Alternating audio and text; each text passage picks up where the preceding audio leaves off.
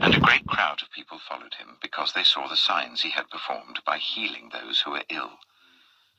Then Jesus went up on a mountainside and sat down with his disciples.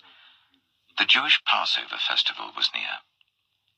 When Jesus looked up and saw a great crowd coming towards him, he said to Philip, "Where shall we buy bread for these people to eat?" He asked this only to test him, for he already had in mind what he was going to do. Philip answered him, "It would take more than half a year's wages to buy enough bread for each one to have a bite." Another of his disciples, Andrew, Simon Peter's brother, spoke up. "Here is a boy with 5 small barley loaves and 2 small fish. But how far will they go among so many?" Jesus said, "Make the people sit down." There was plenty of grass in that place, and they sat down.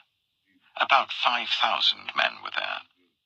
Jesus then took the loaves, gave thanks, and distributed to those who were seated as much as they wanted. He did the same with the fish. When they had all had enough to eat, he said to his disciples, "Gather the pieces that are left over, let nothing be wasted." So they gathered them and filled 12 baskets with the pieces of the 5 barley loaves left over by those who had eaten. After the people saw the sign Jesus performed, they began to say, "Surely this is the prophet who is to come into the world." Jesus, knowing that they intended to come and make him king by force, withdrew again to a mountain by himself. When evening came, his disciples went down to the lake, where they got into a boat and set off across the lake for Capernaum. By now it was dark, and Jesus had not yet joined them. A strong wind was blowing, and the waters grew rough. When they had rowed about 3 or 4 miles, they saw Jesus approaching the boat, walking on the water, and they were frightened. But he said to them, "It is I, don't be afraid." Then they were willing to take him into the boat, and immediately the boat reached the shore where they were heading. The next day, the crowd that had stayed on the opposite shore of the lake realized that only one boat had been there, and that Jesus had not entered it with his disciples, but that they had gone away alone. Then some boats from Tiberias landed near the place where the people had eaten the bread after the Lord had given thanks. Once the crowd realized that neither Jesus nor his disciples were there, they got into the boats and went to Capernaum in search of Jesus. When they found him on the other side of the lake, they asked him, "Rabbi, when did you get here?" Jesus answered, "Very truly I tell you, you are looking for me not because you saw the signs I performed, but because you ate the loaves and had your fill. Do not work for food that spoils, but for food that endures to eternal life, which the Son of Man will give you. For on him God the Father has placed his seal of approval." Then they asked him, "What must we do to do the works God requires?" Jesus answered, "The work of God is this, to believe in the one he has sent." So they asked him, "What sign then will you give that we may see it and believe you? What will you do? Our ancestors ate the manna in the wilderness, as it is written, he gave them bread from heaven to eat."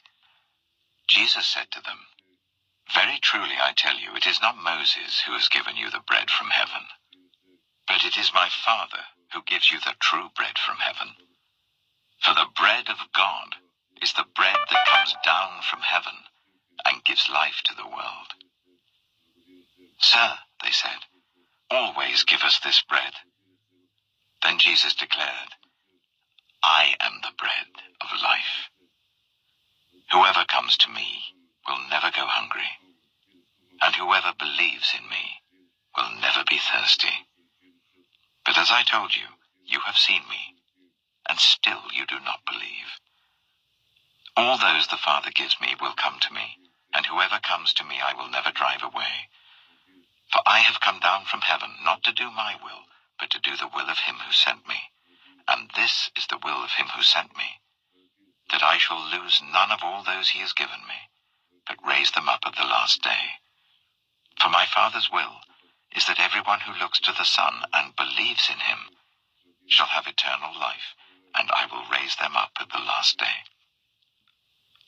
this, the Jews there began to grumble about him because he said, "I am the bread that came down from heaven." They said, "Is not this Jesus, the son of Joseph, whose father and mother we know? How can he now say, 'I came down from heaven'?" "Stop grumbling among yourselves," Jesus answered. "No one can come to me unless the Father who sent me draws them, and I will raise them up at the last day. It is written in the prophets, 'They will all be taught by God.' Everyone who has heard the Father and learned from him comes to me. No one has seen the Father except the one who is from God. Only he has seen the Father. Very truly I tell you, the one who believes has eternal life. I am the bread of life. Your ancestors ate the manna in the wilderness, yet they died. But here is the bread that comes down from heaven, which anyone may eat and not die. I am the living bread that came down from heaven. Whoever eats this bread will live forever. This bread is my flesh, which I will give for the life of the world." Then the Jews began to argue sharply among themselves, "How can this man give us his flesh to eat?" Jesus said to them, "Very truly I tell you, unless you eat the flesh of the Son of Man and drink his blood, you have no life in you. Whoever eats my flesh and drinks my blood has eternal life, and I will raise them up at the last day. For my flesh is real food, and my blood is real drink. Whoever eats my flesh and drinks my blood remains in me, and I in them. Just as the living Father sent me, and I live because of the Father, so the one who feeds on me will live because of me. This is the bread that came down from heaven.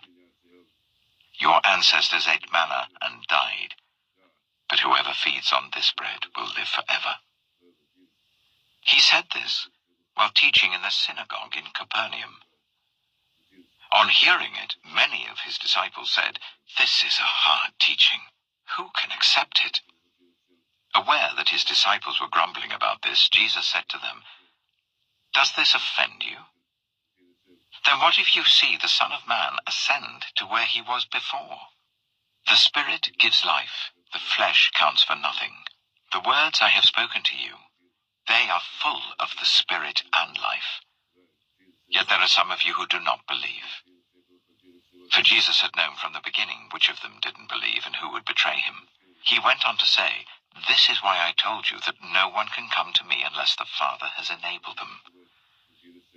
From this time, many of his disciples turned back and no longer followed him. "You do not want to leave too, do you?"